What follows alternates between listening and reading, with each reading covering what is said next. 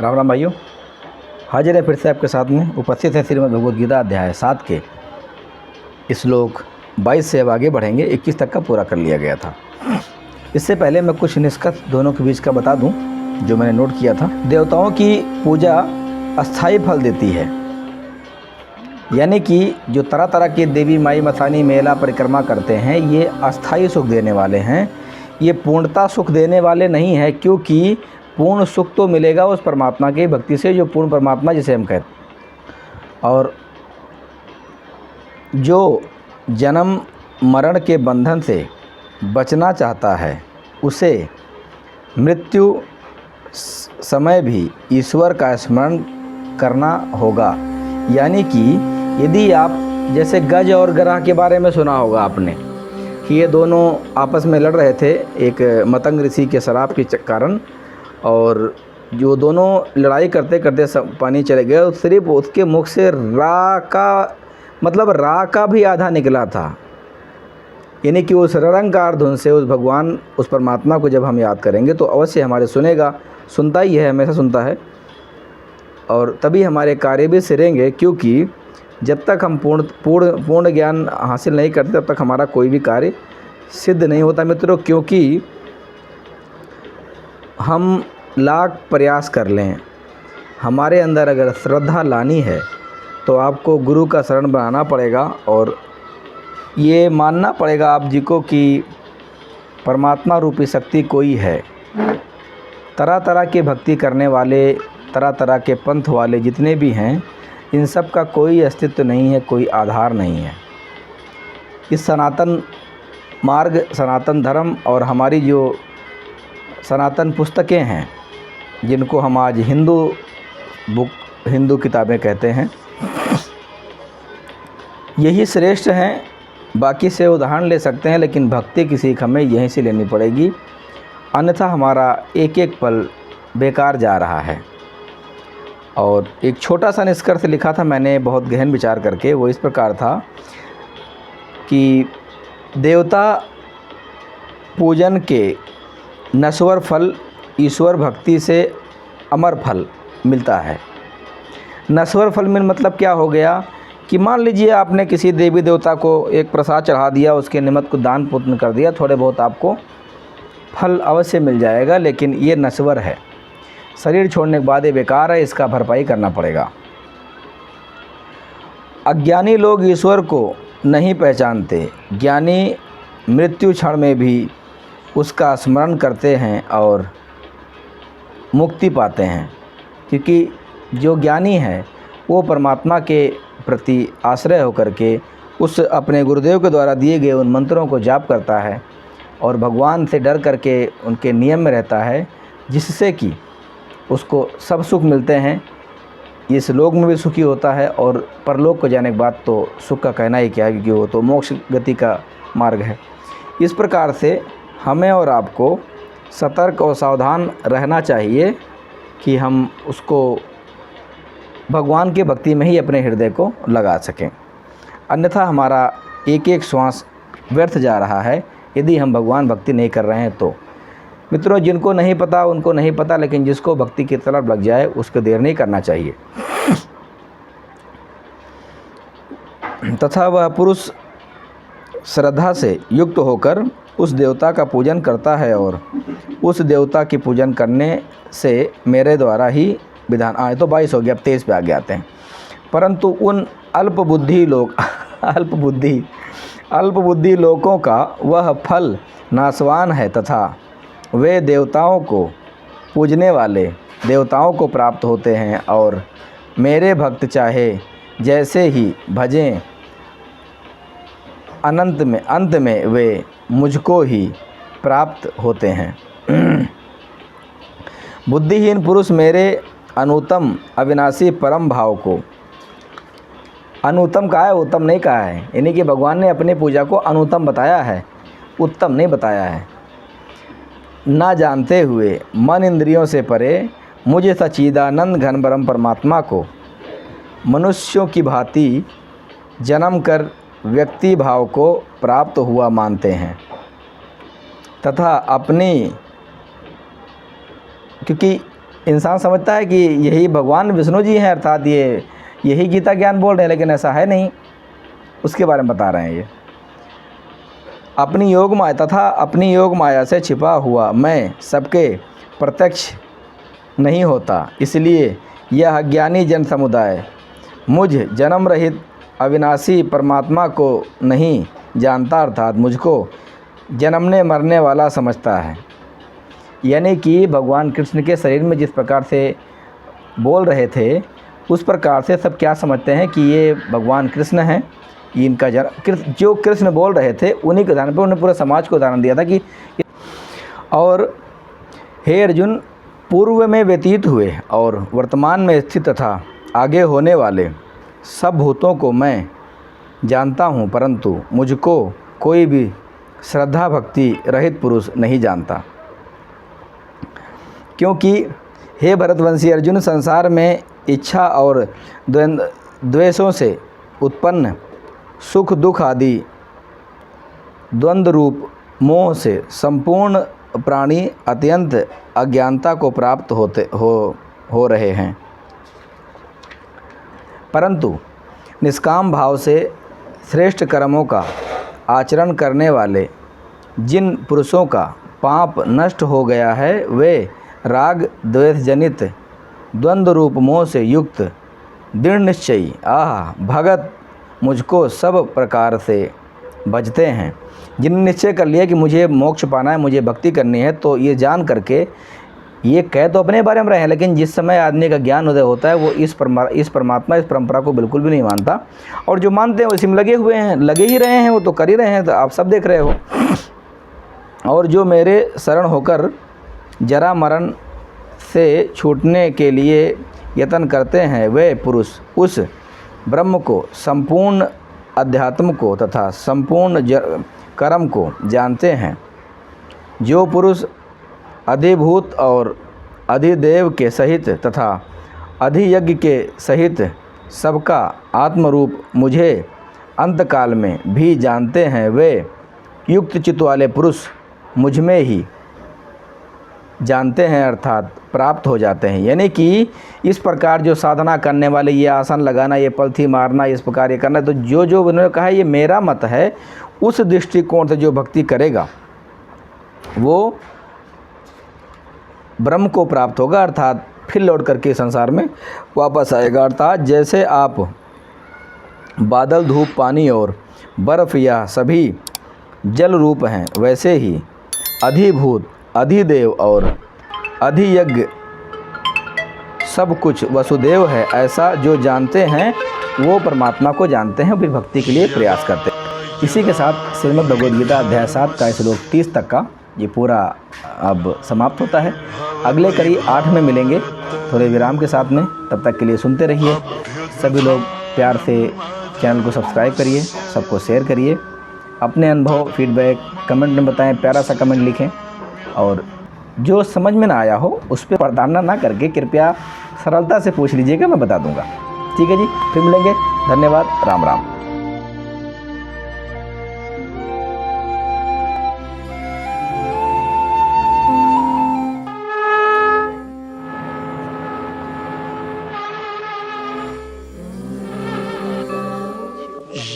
और अब 7वें को आरंभ करने जा रहे हैं हम सब।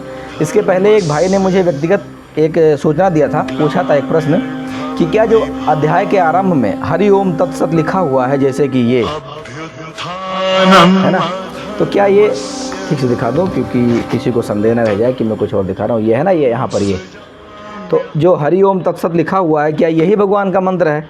जी बिल्कुल, भगवान का मंत्र ज़रूर है, लेकिन ये बिना गुरु से लिए काम नहीं करेगा। ओम मंत्र सीधा काल भगवान का है और तत् सत सांकेतिक है, जो पूर्ण गुरु ही देता है, और पूरे विश्व में वो एक ही होता है, दुनिया उसकी विरोधी होती है। और जो उसके शिष्य होते हैं वो बहुत शालीनता दिखाते हैं पर अंदर से खोखले होते हैं, ये भी सत्य है। उन शिष्यों में मैं भी शामिल हूँ, लेकिन मैं खोखला नहीं। मेरे भगवान ने, मेरे गुरुदेव ने मुझे उतना मजबूत बनाया, परिपक्व बनाया है। तो इस हिसाब से ओम तो काल का मंत्र है, इसमें कोई संदेह नहीं है। लेकिन जो दूसरा तत् और सत सांकेतिक मंत्र है, लेकिन इनको ऐसे जाप करने से कोई लाभ ना होगा, करिएगा भी नहीं, कोई मतलब नहीं है। जितना करोगे, जैसा करोगे, उसका लाभ तो उस हिसाब से मिलेगा ही। लेकिन उचित है कि गुरु बना के दीक्षा लें, और अगर नहीं पता है तो पूछिएगा, मैं ज़रूर बता दूंगा आप जी को। आइए अब अध्याय 7 को शुरू करते हैं। हे पार्थ, अनन्य प्रेम से मुझ में आसक्त चित्त तथा अनन्य भाव से मेरे परायण होकर योग में लगा हुआ तू जिस प्रकार से संपूर्ण विभूति, बल, ऐश्वर्य आदि गुणों से युक्त सबके आत्मरूप मुझको संशय रहित जानेगा, उसको सुन। कि इसको सुनने के बाद तो संशय रहित भगवान की तरफ भी ध्यान देगा। क्योंकि कुछ तो समझेंगे खाली इसी भगवान की पूजा करने, लेकिन नहीं, वो विषय ही अलग है, वो भगवान ही अलग है, जिसके बारे में श्रीमद् भगवद गीता बोलने वाले भगवान ने भी इस बात को बताया है। मैं तेरे लिए इस विज्ञान सहित तत्व ज्ञान को संपूर्णतः कहूँगा, जिसको जानकर संसार में फिर और कुछ भी जानने योग्य शेष नहीं रह जाता। हजारों मनुष्यों में कोई एक मेरी प्राप्ति के लिए यत्न करता है, और उन यत्न करने वाले योगियों में भी कोई एक मेरे परायण होकर मुझ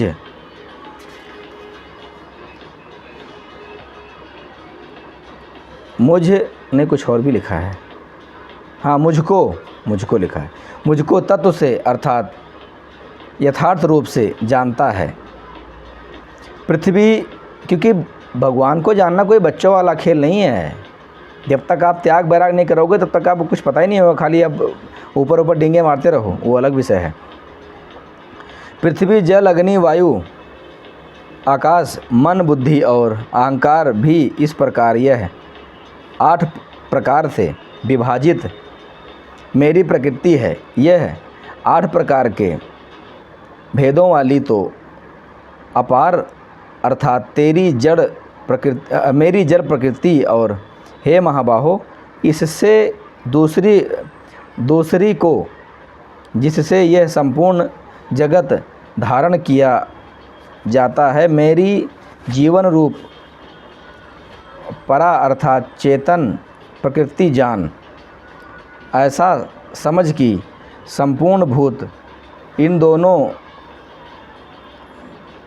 प्रतिक्रियाओं से ही उत्पन्न होने वाले हैं, और मैं संपूर्ण जगत का प्रभाव तथा प्रलय हूँ, अर्थात संपूर्ण जगत मूल कारण हूँ। मतलब अर्थात संपूर्ण जगत का मूल कारण मैं ही हूँ, ऐसा कह रहे हैं। क्योंकि वास्तव में हम सबको बर्बाद करने में उस परमात्मा का ही यहाँ पर हाथ है कि ये जो थूक, खखार, मल मूत्र का शरीर दिया कि एक पल का सुकून नहीं है। कुछ लोग सुन के निंदा कर रहे होंगे मेरी, लेकिन ये शरीर बहुत गंदी है मित्रों। अच्छा इसमें इतना ही है कि थोड़ा सा बुद्धि है तो हम प्रयास तो कर सकते हैं, लेकिन उतनी सरलता से पार तो हो जाते हैं, लेकिन उतनी सरलता से नहीं। इसलिए हे धनंजय, मुझ में विभिन्न दूसरा कोई भी परम कारण नहीं है। यह संपूर्ण जगत सूत्र के मणि के सदृश मुझ में गुथा हुआ है।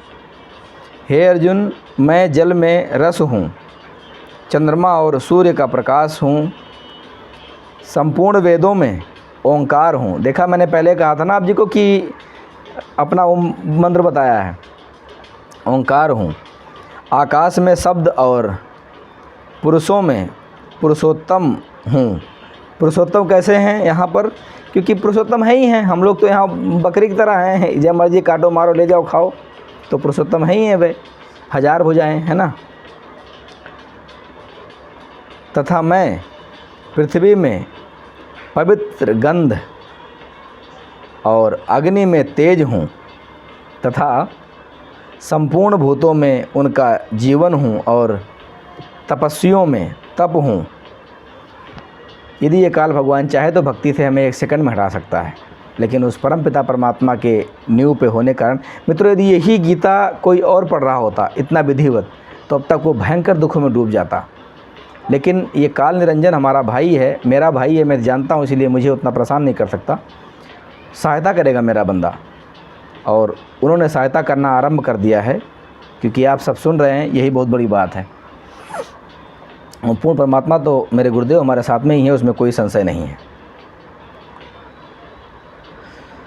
तथा हे अर्जुन, तू संपूर्ण भूतों का सनातन बीज मुझको ही जान। मैं बुद्धिमानों की बुद्धि और तेजस्वियों का तेज हूँ। ओहो, कितना बुद्धि लगा लो यहाँ पर।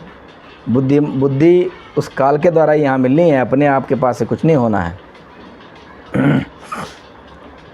हे भारत श्रेष्ठ, मैं बलवानों का आसक्ति और कामनाओं से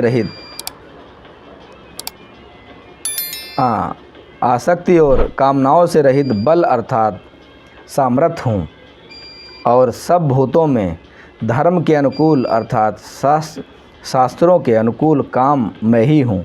यानी कि जो आप यहाँ नेक काम करोगे उसका भी प्रतिफल देना पड़ेगा, जो बुरा करोगे उसका देना ही पड़ेगा। क्या करोगे आप, सोचो ज़रा सा। बुराई करोगे तो भी इसी के हाल, भलाई करोगे तो भी इसी के हाल, कहाँ जाओगे बच करके आप। इसीलिए सद्गुरु शरण में आने से आई टले बला, और जय मस्तक में सूली हो कांटे में टल जाए। ऐसी अटकलबाजी से बचने के लिए गुरु बनाना बहुत ज़रूरी है। तथा और भी जो सतोगुण से उत्पन्न होने वाले भाव हैं, और जो रजोगुण से तथा तमोगुण से होने वाले भाव हैं, उन भावों को तो मुझसे ही होने वाले हैं ऐसा जान। परंतु वास्तव में उनमें मैं और वे मुझ में नहीं हैं, किंतु गुणों के कार्य रूप सात्विक, राजस और तामस, इन तीनों प्रकार के भावों से यह सारा संसार प्राणी समुदाय मोहित हो रहा है। इसलिए इन तीनों गुणों से परे मुझ अविनाशी को नहीं जानता। कहीं भी आप नहीं, इसका व्याख्यान नहीं जल्दी पा सकते कि वास्तव में वो परमात्मा कौन है जिन्होंने इतना सब कुछ रचा है। और इन तीनों गुणों अर्थात ब्रह्मा विष्णु महेश के इन तीनों गुणों के ताप के द्वारा हम इसके आगे उठ ही नहीं पाते हैं। कहीं ना कहीं यही ला के पटक देते हैं हम लोग। कोई भगवान निराकार, कोई साकार, कोई जड़ पूजो, कोई पत्थर पूजो, कोई मूर्ति पूजो, इसी में पूज के मार डाल रहे हैं। अब इसका निष्कर्ष थोड़ा पढ़ दूँ, 2 मिनट का है, उसके बाद कड़ी को आगे बढ़ाते हैं। इसी प्रकार से ईश्वर जो है, ईश्वर सर्वव्यापक और सर्व कारण है,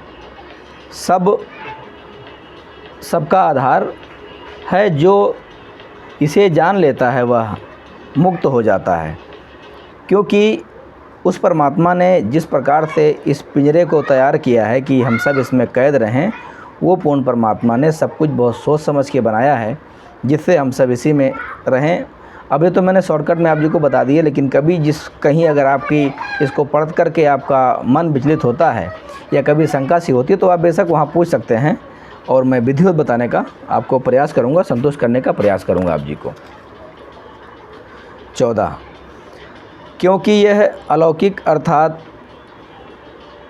अद्वितीय त्रिगुणीमयी मेरी माया बड़ी दुस्तर है, परंतु जो पुरुष केवल मुझको ही निरंतर भजते हैं वे इस माया को उल्लंघन कर जाते हैं, अर्थात संसार से तर जाते हैं।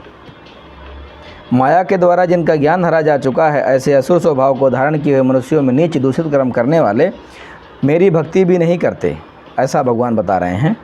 दूषित कर्म करने वाले मूढ़ लोग मुझको नहीं भजते। अब विचार करो, ये कौन है मूढ़ लोग जो भगवान को नहीं भज रहे हैं, जबकि सब उन्हीं की पूजा कर रहे हैं। ये उस तरफ है जब बताना कि आपका पूजा भक्ति संन्यास जो है, जिस तरह आप कर रहे हो, कोई आँख मूंद रहा है, कोई कान मूंद रहा है, कोई आग के बीच बैठ रहा है, कोई उपवास मर रहा है, कोई खाना खा के मर रहा है, इन सभी तरह गतिविधियां करने वाले भगवान के भगत नहीं है। ले कांवर लेके चला जा, ले तू जन्माष्टमी मना ले, ये सब बेवकूफ़बाजी वाली करने वाले भगवान के भगत नहीं हो सकते, साधना करने वाले है ही नहीं है, क्योंकि ये भगवान प्राप्ति और भक्ति करने का मार्ग ही नहीं है। और हे भरतवंशियों में श्रेष्ठ अर्जुन, उत्तम कर्म करने वाले आर्थी, आरथ, जिज्ञासु और ज्ञानी, ऐसे 4 प्रकार के भक्तजन मुझको भजते हैं। अब इन 4 प्रकार के भगत बताए हैं, 4 वर्ण हैं और 4 ही प्रकार के बताए हैं इन्होंने कि कौन कौन हमारी भक्ति करता है, उसको जानिए। उनमें नित्य मुझ में एकागी भाव से स्थित अनन्य प्रेम भक्ति वाला ज्ञानी भक्त, यानी कि 3 रिजेक्ट कर दिए, खाली ज्ञानी को लिया है। ज्ञानी भक्त अति उत्तम है, क्योंकि मुझको तत्व से जानने वाले ज्ञानी को मैं अत्यंत प्रिय हूँ और वह ज्ञानी मुझे अत्यंत प्रिय है। यद्यपि ये सभी उदार हैं, परंतु ज्ञानी तो साक्षात मेरा स्वरूप ही है, ऐसा मेरा मत है, क्योंकि वह मदगद मन बुद्धि वाला ज्ञानी भक्त अति उत्तम स्वरूप मुझमें ही अच्छी प्रकार स्थिति है और बहुत जन्म के अंत के जन्म में तत्व ज्ञान को प्राप्त पुरुष सब कुछ वसुदेव ही है। इस प्रकार मुझको भजता है वह महात्मा अत्यंत दुर्लभ है। यानी कि अब जरा विचार करिए आप, ये जो टीका लगाए बैठे हैं, चाहे प्रेमानंद जी, चाहे अनिरुद्धाचार्य, चाहे कौन कौन आचार्य बने, मतलब मैं पूरी दुनिया को ले रहा हूँ यार, सभी संतों को ले रहा हूँ, कोई एक को नहीं ले रहा हूँ मैं, सबको खुला न्योता दे रहा हूँ मैं इस गीता से शास्त्रार्थ करने के लिए। जो ये राधे राधे का लिए ना वो नारा खोल रहे हैं बिना मतलब का, आज भगवान को कपड़े पहनाने यार, भगवान को चुनरी पहनानी है, इन बेवकूफ़ों को, मूर्ख है ये, कत्तीय ज्ञानी है ये इस बताए ज्ञान के अनुसार में, और ये जनता उन्हीं के पीछे लगी हुई है। खैर चलो आगे बढ़ते हैं, क्या पता कोई जाग जाए। और हे अर्जुन, उन भोगों की कामना द्वारा जिनका ज्ञान हरा जा चुका है, वे लोग अपने स्वभाव से प्रेरित होकर उस नियम को धारण करके अन्य देवताओं को भजते हैं, अर्थात पूजते हैं कि जहाँ जहाँ जिसका मन लगाए वहाँ वहाँ पूज रहे हैं, लेकिन मूल काम नहीं कर रहे हैं। जो साकाम भक्त जिस देवता के स्वरूप को श्रद्धा से पूजना चाहता है, उस भक्ति श्रद्धा को मैं उसी देवता के प्रति स्थिर करता हूँ। यानी कि जिसके प्रति आप चाहोगे, ये काल भगवान आपको उसी सर पर लाके मर देगा कि ले भाई तेरा पूजा करता तो अपने लोक में संभाल, और बाद में बनाएगा आपका हलवा। ये यहाँ तक हम आ गए हैं, अब आगे आते हैं।